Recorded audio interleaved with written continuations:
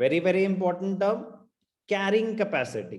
अब जैसे कि हमने पढ़ा था एक फंक्शन है एनवायरनमेंट का, it assimilates waste, it absorbs waste, but उसकी भी तो एक लिमिटेशन है कि कितना अब्सॉर्ब कर पाएगी, तो उसको बोलते हैं carrying capacity. The environment is able to perform these functions without any interruption. सारे फंक्शन हम परफॉर्म कर लेंगे, रिसोर्सेज भी प्रोवाइड करेंगे, renewable non renewable, life sustain करेंगे, वेस्ट असिमुलेशन होगी, एस्थेटिक सर्विसेज प्रोवाइड करेंगे, but these functions will be within the carrying capacity.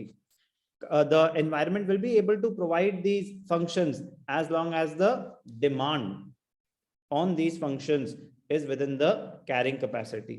ऐसा नहीं कि आप अनलिमिटेड डिमांड के बस रिसोर्सेज एक्सट्रैक्ट किए जा रहे हैं, किए जा रहे हैं, किए जा रहे हैं, कि वुड की रिक्वायरमेंट है, पेड़ काटे ही जा रहे हैं, काटे ही जा रहे हैं।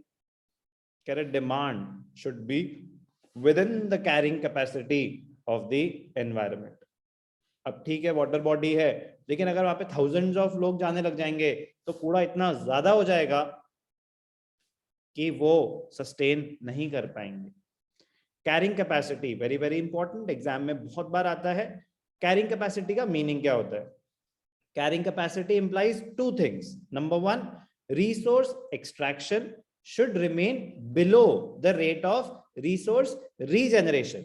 आप रिसोर्सेज एक्सट्रैक्ट कर रहे हो एनवायरनमेंट से, मान लिया रिन्यूएबल है, बट स्पीड होती है ना रिन्यू होने की। The resource extraction should remain below the rate of resource regeneration. Clear है ये पॉइंट? बहुत इंपॉर्टेंट है। मतलब आप किसी चीज से जो एक्सट्रैक्ट कर रहे हैं उसका rate should be lower than the rate at which it can regenerate.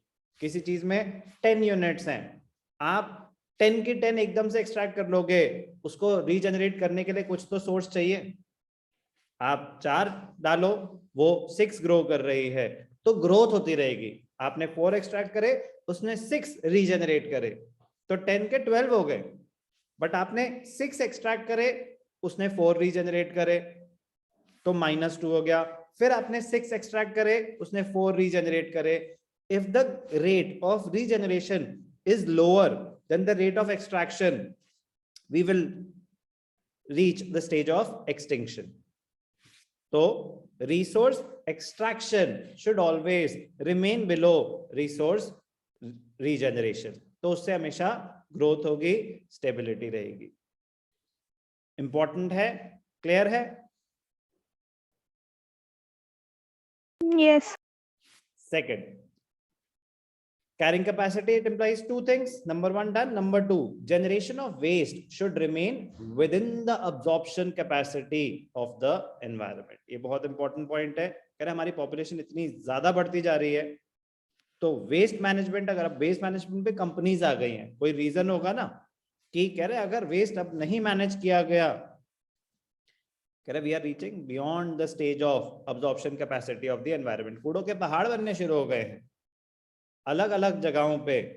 तो जनरेशन ऑफ वेस्ट, कितना वेस्ट क्रिएट हो रहा है, it should remain with in the absorption capacity of the environment. इसीलिए अब सेग्रीगेशन ऑफ वेस्ट होता है, dry waste अलग, वेट वेस्ट अलग। कह रहे हैं वेस्ट मैनेजमेंट करनी बहुत जरूरी है। If these two conditions are not fulfilled, then environment fails to perform its vital function of life sustenance and it leads to the situation of environmental crisis.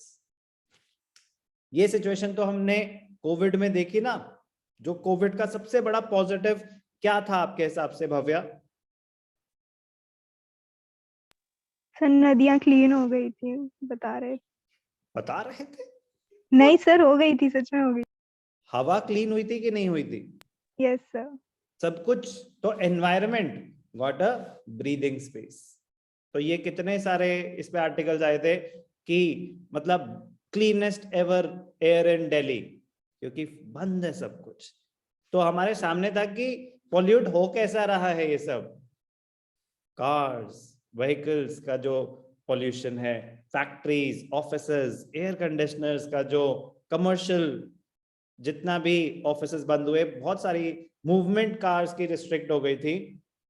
तो इसका मतलब we were operating at a resource extraction rate which was more than the resource generation.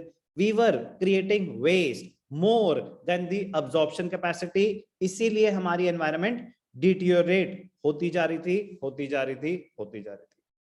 कह रहे if you want a sustainable development, कि आपकी future generation भी enjoy कर सके. अब क्या होता है, एक्सट्रीम वेदर कंडीशंस होती हैं.